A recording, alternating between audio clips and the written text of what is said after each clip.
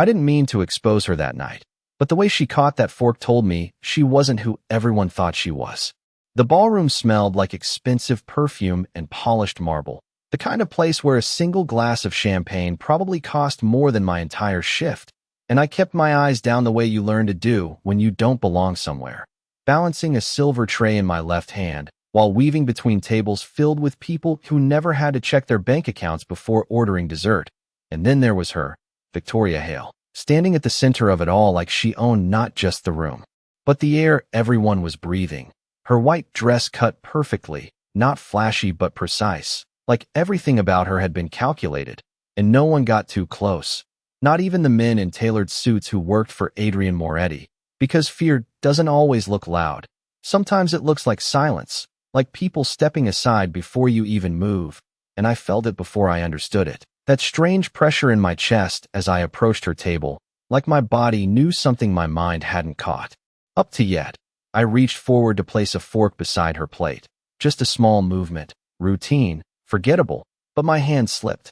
Maybe from the nerves or the way her eyes suddenly locked onto mine, and the fork fell, spinning once, twice, a soft metallic sound against the marble floor that should have meant nothing, except she moved, and I swear everything slowed down in that second, because she didn't flinch like a startled guest or step back like someone avoiding embarrassment. She caught it. Mid-air, fast, too fast, her fingers closing around the handle with a precision that didn't belong in a ballroom. It belonged somewhere else, somewhere colder, trained, controlled, deliberate, and when she handed it back to me, her expression didn't change, not even a flicker, just calm, perfect calm, but her eyes held something sharp enough to cut through the noise around us. And that's when it hit me, not all at once, but like a crack forming under glass, because I'd seen something like that before, not here, not in places like this, but in a different life, a different night I'd spent trying to forget. I swallowed, forcing a polite smile, whispering, "I'm sorry," the way I was supposed to, but she didn't respond, not with words, just that look, measuring, calculating, like she was deciding whether I was a problem, and suddenly I felt exposed in a way I couldn't explain, like I had just stepped into a story I wasn't meant to be part of, and before I could step back, before I could disappear into the safety of being invisible again, the room shifted. Not loudly, just enough for me to notice the way conversations paused for half a second, the way people straightened without thinking, and I didn't have to turn to know he had arrived. Adrian Moretti, because power has a presence you don't need to see to recognize, but I turned anyway, and there he was, walking in like the room belonged to him in a way that went beyond money, something deeper, something earned in shadows instead of boardrooms. His gaze sweeping once, taking in everything, everyone, until it stopped, not on Victoria, but on me, and in that moment, holding that fork in my hand, I realized something had already gone wrong, because whatever secret she was hiding, I had just touched the edge of it. Adrian did not raise his voice when he stopped in front of me, but the space around us tightened anyway, like the entire room had decided to hold its breath, and I suddenly became aware of everything at once, the weight of the tray in my hand, the faint tremble in my fingers, the way Victoria had not moved an inch beside him, as if she had never broken composure in the first place, as if catching that fork had meant nothing at all, and yet I could still feel it, that moment replaying in my mind. Too precise, too controlled, not the reaction of someone raised in ballrooms and charity galas. His eyes stayed on mine for a second longer than necessary, not angry, not curious, just certain, like he was placing me somewhere in a puzzle I did not even know existed. And then he spoke, his voice low enough that no one else could hear, but steady enough that it carried weight. "You should be more careful," he said, and I nodded quickly, whispering an apology that felt too small, for the way my heart was pounding, but he did not move away, not yet. His gaze flickered down to the fork still in my hand, then back up again, and something shifted, subtle, almost invisible, like he had noticed the same thing I had, or worse, like he was trying to decide if I had noticed it too. I lowered my eyes, forcing myself to step back, to disappear, because that was what you did in rooms like this. You did not get seen. You did not become memorable. But as I turned, I could feel it. Victoria watching me, not openly, not enough for anyone else to notice, but enough that it crawled across my skin, and I knew. without understanding how, that I had crossed some invisible line. The rest of the night blurred into movement and noise. Orders called from the kitchen, glasses clinking, quiet laughter that never quite reached the corners of anyone's eyes. But I kept seeing it, the way her hand had moved, the angle of her wrist, the exact timing. It was wrong, it was trained, and the more I tried to push it away, the clearer it became, until it stopped being a strange moment and started feeling like a memory I could not place. Halfway through my shift, I stepped into the service hallway to catch my breath. The air cooler, quieter, safer, or at least it should have been. I leaned against the wall, closing my eyes for a second, replaying that motion again and again, and then it clicked, not fully, just enough to make my stomach drop, because I had seen that kind of reaction before, years ago, not in a ballroom, but in a place where people did not wear white dresses and diamonds, a place where movement like that meant something else entirely. I opened my eyes too quickly, my pulse jumping, and that was when I realized I was not alone. He was standing at the end of the hallway. Adrian. No crowd, no noise, just him, watching me with the same unreadable expression, and for the first time that night, I understood something clearly. This was not about a dropped fork anymore. You are not as invisible as you think, he said quietly, and I felt the words settle somewhere deeper than they should have. I swallowed, forcing my voice to stay steady. I did not mean to cause any trouble. He studied me for a long second, then glanced briefly toward the ballroom behind me, where Victoria still was, still perfect, still untouchable. And when he looked back at me, there was something sharper in his eyes, not anger, not yet, but awareness, the kind that changes everything once it is there. Then do not, he said. But the way he said it did not sound like a warning. It sounded like a test. And as he turned and walked back toward the noise and light, leaving me alone in the quiet hallway, I realized my hands were still shaking, not because I was afraid of him, but because somewhere in the back of my mind, a thought had started to form, small but impossible to ignore. Victoria Hale was not just hiding something. She was pretending to be someone she was not, and somehow, without meaning to, I had just become part of whatever that lie was hiding. I tried to finish my shift like nothing had changed, like I had not just been singled out by the most powerful man in the room. But every step felt heavier, every sound sharper, like the world had tilted slightly, and only I could feel it. I kept my head down, moving from table to table, repeating the same polite phrases, refilling glasses, clearing plates, pretending my mind was not racing, but it was, replaying that moment again and again. The fork, her hand, the precision, and now his words. You are not as invisible as you think. They echoed in a way that made it impossible to go back to being just another waitress blending into the background. And the worst part was not the attention. It was the certainty growing inside me, slow and steady, that I was not wrong, that what I had seen meant something real, something dangerous, and that feeling only got stronger when I returned to the main floor and saw Victoria again. She had not moved much, still surrounded by people who kept a careful distance, still composed, still perfect, but now I noticed things I had missed before, the way her posture never relaxed, the way her gaze tracked movement without turning her head, the way her hands stayed just slightly angled, ready, like she was always anticipating something. It was subtle, invisible if you were not looking for it, but once you saw it, you could not unsee it, and suddenly she did not look like someone being admired. She looked like someone being respected out of instinct, out of something deeper than social status. I swallowed, forcing myself to look away, to keep moving, because noticing things like that was not safe. Not here, not around people like them. But my body was already reacting, my steps slower, my attention sharper, as if some part of me was trying to protect me from something I could not yet name. The night stretched on, but it felt like time was folding in strange ways, every second too long and not long enough at the same time, until I found myself near her table again, not by choice, just the way shifts work. You end up circling the same places whether you want to or not. And this time, when I approached, she looked at me first, not after, not reacting, but already aware, as if she had been waiting. Her eyes met mine with a calm that felt heavier than anger, heavier than anything loud. It was controlled, deliberate, and I felt it immediately.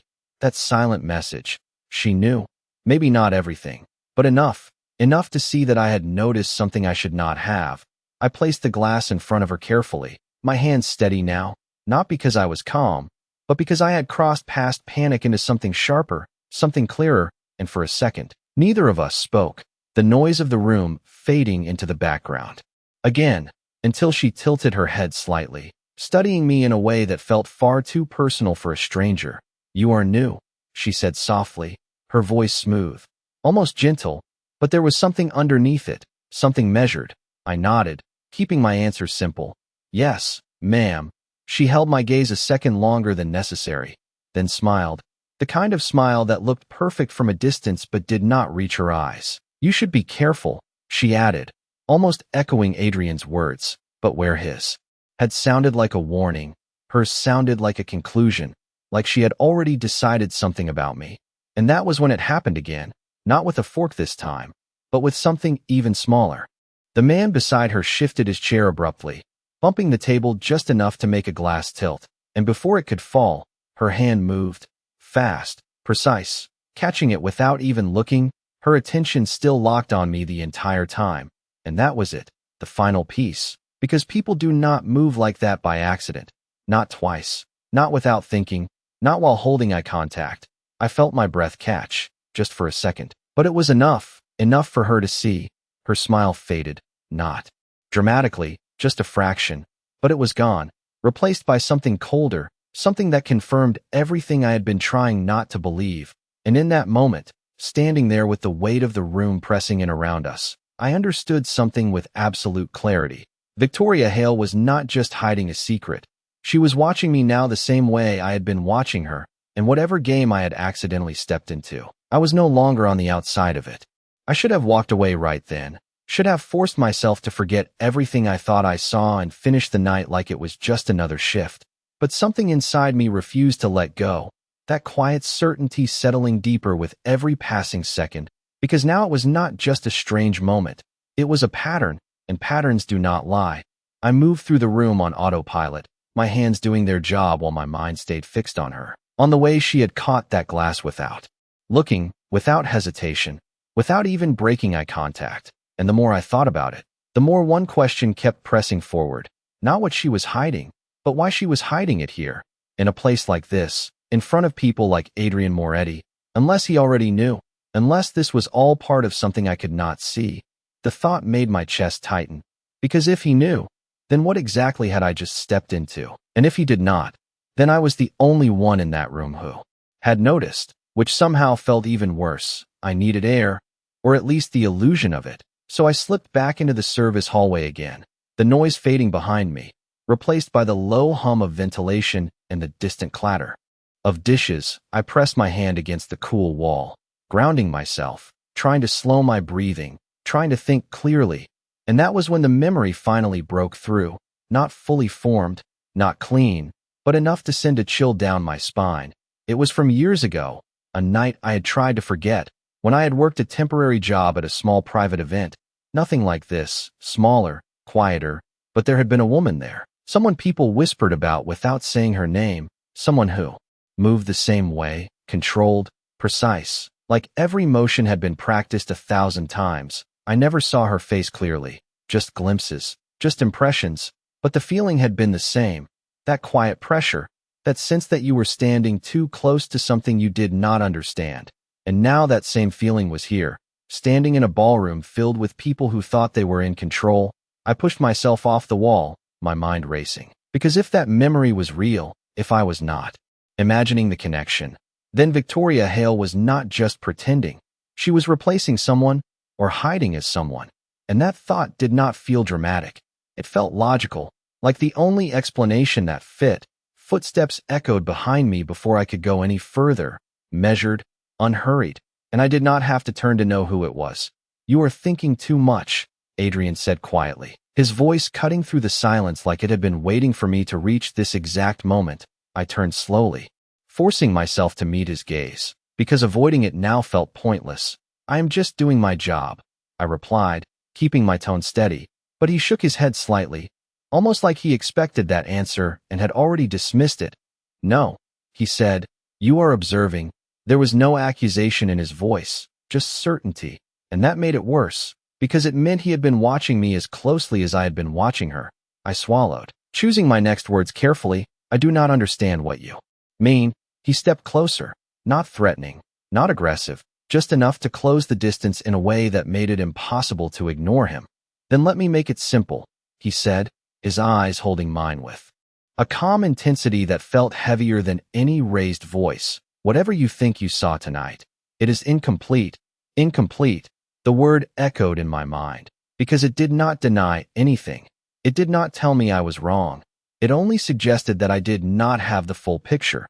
And that realization shifted something inside me, because if I was not wrong, then this was real. All of it. The movements, the reactions, the hidden tension beneath the surface. And suddenly the room behind him did not feel like a gala anymore.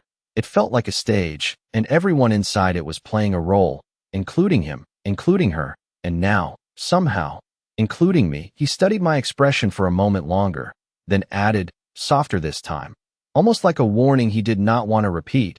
You should decide very carefully what you do with that observation, because once you see it, you cannot pretend you did not. And with that, he stepped back, turning away as if the conversation was already over, leaving me standing there with one thought pressing louder than anything else. This was not just a secret I had uncovered. It was a choice, and I had no idea which one would cost me more. For the rest of the night, I stopped trying to understand everything at once and focused on something simpler. Patterns, because patterns were safer than guesses, and if Adrian was right, if what I saw was incomplete, then the only way forward was to keep watching without letting them know I was watching. I returned to the ballroom with a steady pace, shoulders relaxed, expression neutral, slipping back into the role I was supposed to play. Just another waitress moving between tables, invisible, forgettable. But inside, everything had shifted, every movement around me sharper, every detail louder. I did not look directly at Victoria when I passed her table again, but I did not need to. I could feel where she was, the way the air around her seemed to hold tension, the subtle distance people maintained without thinking, and more importantly, I started noticing how others reacted to her, not just fear, but something closer to caution, like they respected boundaries they could not see. One man reached for a glass too quickly and stopped himself before his hand came too close to hers. Another adjusted his seat just slightly to keep space between them. None of it obvious, none of it spoken, but it was there, consistent, and patterns do not lie. I moved into the kitchen briefly, grabbing another tray, but even there, away from the polished floors and quiet conversations, the tension followed me, because now I knew I was being watched too, not just by her, but by him. I could feel Adrian's presence even when I did not see him. The way staff members straightened when he passed, the way conversations lowered by instinct, and every time I crossed the edge of the room, I felt it, his awareness, like he was tracking something he had not yet decided how to handle. I kept my movements careful, measured, giving them nothing more than what was expected, but my mind stayed active, connecting small details, the precision in her hands, the way she anticipated movement before it happened, the controlled stillness. That never broke. And then something else, something even smaller, something most people would never notice, her breathing. It was too even, too steady. No matter what was happening around her, no rise, no shift, like she was trained to control even that. And suddenly that memory from years ago became clearer, not the face, not the place, but the feeling, the same controlled presence, the same quiet awareness of everything in the room. And a word surfaced in my mind before I could stop it. Training. Not social, not etiquette, something else entirely, something built for situations where control meant survival. I swallowed, forcing that thought back, because thinking like that was dangerous. It meant accepting something I could not prove, something that would pull me deeper into this whether I wanted it or not. But then it happened again, small, almost invisible. Victoria reached for her glass this time, but not like anyone else would. Her fingers positioned first, her wrist, adjusting before contact, like she was calculating angles without thinking, and I knew, with a certainty that settled heavy in my chest. This was not an act she turned on and off. This was who she was underneath. Everything else, and the realization changed something fundamental, because it meant she was not just pretending. She was maintaining control at all times, and people like that did not make mistakes, which meant if I had seen something, she had seen me see it. And that brought me back to Adrian, to his words. Incomplete. I looked across the room without meaning to, just for a second, and our eyes met again, and this time, there was no ambiguity in his expression. He knew exactly what I was starting to understand, and he was not stopping it. Not yet. And that was the most unsettling part of all, because it meant whatever this was, whatever role Victoria was playing, he was allowing it, maybe even protecting it. And suddenly the question was no longer just about her secret. It was about why he was letting it exist, and whether I was meant to uncover it or walk away before it uncovered me. By the time the night should have felt routine again, it only felt sharper, like every second was leading somewhere I could not see yet. And I stopped asking whether I should walk away and started asking something more dangerous. What happens if I stay? Because Adrian had not told me to forget. Not really. He had only told me I did not see the whole picture. And that was not the same thing. That was not a denial. It was an invitation or a warning, and I could not tell which one. I moved through the room with more intention now, slower, quieter, letting conversations pass around me while I focused on the edges, the moments between actions, because that was where the truth lived, not in what people said, but in what they prepared for. And Victoria never stopped preparing, even when she smiled. Even when she turned slightly to acknowledge someone speaking to her, her attention stayed split. Part of her always somewhere else, scanning, measuring, anticipating. It was not fear, it was control. And the more I saw it, the more one thought refused to leave. She was not reacting to this room. She was managing it, like everything here was a variable she had already accounted for. And that meant she was not just hiding something. She was maintaining something, and that made her more dangerous than anyone here seemed to understand. I stepped toward the far side of the ballroom to clear a table, my movements automatic, but my focus shifted again when I noticed something new. A man I had not seen before standing near one of the pillars, not part of the staff, not fully part of the guests either, his posture too still, his gaze too fixed, not on Adrian, not on the room, but on Victoria. And unlike everyone else, he was not keeping his distance out of respect. He was holding position, like he was waiting for something. And that was when I saw it, the smallest change in her, not in her expression, but in the timing of her movements, just a fraction slower when she turned her head, just enough to confirm she had seen him too. And that was the first real break in her perfection, not visible to anyone else. But to me, it was clear she had not expected him. And suddenly the balance of the room shifted in a way I could feel, but not explain. I set the glass down carefully, my pulse picking up again, because this was different. This was not me observing her anymore. This was something else entering the space, something that did not fit her pattern. And if she had not planned for it, then neither had Adrian. I glanced across the room instinctively, and he was already looking, not at me this time, but at the same man, his expression unchanged but his focus sharper, more precise. And in that moment I understood something that made everything colder. Whatever this night was supposed to be, it was no longer under complete control, not hers, not his.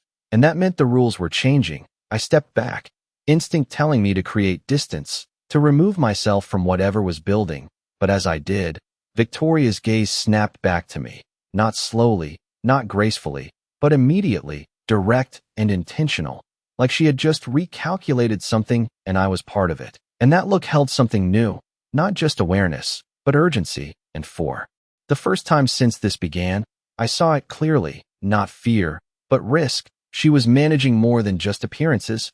She was holding something together, and whatever that man represented, it threatened to break it. And suddenly my presence here was no longer accidental. It was positioned, whether I wanted it to be or not, because I had seen too much, understood just enough, and now, standing between what she was hiding and what was about to be revealed, I realized the truth was not waiting to be uncovered anymore. It was about to surface on its own, and I was standing too close to stop it. Everything slowed without anyone announcing it. Not with noise, not with movement, but with attention, the kind that shifts quietly until the entire room feels different.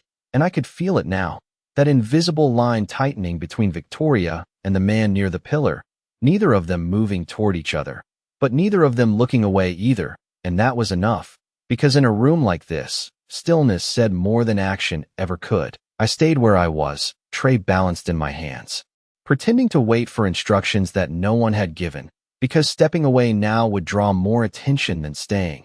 And something told me this moment mattered more than anything that had happened tonight. Adrian moved first, not abruptly, not enough for anyone else to notice, just a subtle shift in position, placing himself at an angle where he could see both of them without turning his head. And that alone told me everything I needed to know. This was not random. This was not just another guest. This was something he had recognized too. And yet he did not intervene, not immediately, which meant he was waiting, watching, the same way I was, but with far more at stake. Victoria finally broke the stillness, not by approaching the man, but by speaking to someone beside her, her voice calm, her expression unchanged, but her body had shifted just slightly, repositioning, aligning herself with the room in a way that felt intentional, controlled, and I realized she was not reacting to him directly. She was adjusting the entire space around her, creating distance without moving, redirecting attention without drawing it. It was subtle, almost invisible, but once you saw it, you could not ignore it. She was managing the situation, containing it, and the man near the pillar responded, not by stepping forward, but by taking a single step to the side, just enough to maintain his line of sight, just enough to show he was not leaving. And that was when the tension sharpened, not louder, not obvious, but clearer, like two people speaking in a language no one else could hear. I felt my grip tighten on the tray, my mind racing, because this was not just about her secret anymore. This was about something active, something unfolding in real time, and I was standing in the middle of it without understanding the rules. A server brushed past me, whispering something about a table needing attention, but I barely registered it. My focus locked on the space between them, on the way the room continued as if nothing was happening. Laughter, music, quiet conversations, all of it unchanged on the surface, while underneath, something else was building, something controlled but unstable. And then Victoria's gaze shifted again, not to the man, not to Adrian, but to me. Direct, immediate, and this time there was no calm in it, no performance, just clarity. She knew exactly where I was, exactly what I had seen, and in that moment I understood something I had been trying to avoid. I was no longer just observing. I was part of the equation she was calculating, part of the risk she was managing, and that realization hit harder than anything else tonight, because it meant I could not step back now even if I wanted to. Adrian noticed it too. I saw it in the way his attention flicked between us, not questioning, not surprised, but aware, as if this had reached a point he had been expecting all along. And still, he did not step in, which only made everything feel more deliberate, more controlled, like this entire situation was unfolding within boundaries I could not see, until the man near the pillar finally moved again, this time toward the exit, slow, unhurried, but intentional, and for the first time, Victoria followed, not with her body, but with her eyes, tracking him, with a focus she had hidden all night. And in that single moment, the truth became undeniable. Whatever she was hiding, whatever role she was playing here, it was connected to him. And as he disappeared through the doors, the tension did not disappear with him. It stayed, heavy, unresolved, hanging in the space between all of us. And I knew, with a certainty that settled deep in my chest, this was not the end of it. This was only the moment before everything finally came into the open, and somehow, I was standing exactly where it was going to happen. The doors had barely closed behind the man when the room began to breathe again. Conversations rising just a fraction louder, glasses clinking with a little more ease, but the tension did not leave me. It stayed, sharp and present, like something unfinished, and I knew she felt it too because Victoria did not return to her earlier stillness. Not completely. There was a difference now, subtle but undeniable. The kind you only noticed if you had been watching from the beginning. Her posture still perfect, her expression still composed, but her attention had shifted inward, recalculating, adjusting. And that was when she moved, not toward the exit, not after the man, but toward me, slow, deliberate, like she had made a decision that could not be undone. I felt it before she reached me. That quiet pressure building again, stronger this time, because now it was direct, intentional. She stopped just close enough that I had to look at her, just close enough that pretending not to notice was no longer an option. Her voice was soft when she spoke, almost gentle, but there was nothing uncertain in it, You have a good memory, she said, and my breath caught for a second before I could control it, because that was not a guess. That was confirmation. She had seen everything, understood everything I had pieced together. I forced my expression to stay neutral. I do not know what you mean, I replied, but even as I said it, I knew it did not matter. She was not asking. She was observing, the same way she had been observing the room all night. The difference was now I was the focus. Her gaze held mine, steady, unblinking, and for the first time, I saw something beneath the control, not fear, not panic, but calculation, the kind that comes when something unexpected enters a system that had been carefully planned. You notice details most people ignore, she continued, her tone even, almost conversational, as if we were discussing something simple, harmless, but every word carried weight, and I realized she was not confronting me. She was measuring me, deciding what I was worth in whatever equation she was running. I tightened my grip on the tray, grounding myself, because this was the moment Adrian had warned me about, the moment where observation turned into choice. I was just doing my job, I said again, quieter this time, and she smiled slightly, not dismissive, not amused, just acknowledging the answer without accepting it. Of course you were, she said, and then she leaned in just enough that no one else could hear, but not enough to break the illusion of normal conversation. And when she spoke again, her voice dropped just a fraction. You saw the way I moved, did not you? It was not a question, it was a statement, and something inside me shifted, because denying it now felt pointless, dangerous in a different way. I hesitated for half a second, just long enough for her to see it. And that was enough. Her expression did not change, but I saw it again, that subtle adjustment, the recalculation, and then she did something I did not expect. She stepped back, creating space between us as if the conversation had ended, as if nothing important had been said at all, but her eyes stayed on mine, holding that same clarity, that same certainty. And in that silence, I understood something I had not fully realized. Until now, she was not trying to stop me from knowing. She was deciding what I would do with it, deciding whether I was a risk to be contained or a variable to be used. And that realization settled heavier than anything else tonight, because it meant I was no longer outside this. I was part of it, whether I wanted to be or not. Adrian approached then, his presence cutting through the space between us without a word, his gaze moving from her to me, reading the shift, understanding it instantly. And for a moment, none of us spoke, the room continuing around us like nothing had changed, until he finally said, almost quietly, that depends on what she chooses next, and I felt the weight of those words land. Fully, because this was no longer about what I had seen, it was about what I would do with it. And as Victoria's eyes held mine, waiting, not pressuring, just certain that I understood, I realized the truth was not something I was going to uncover later. It was standing right in front of me, asking me to decide whether I would expose it or become part of it.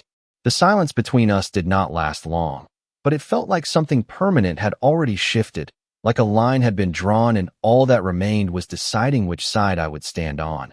I could feel Adrian's attention on me, steady, controlled, not forcing, not intervening, just waiting.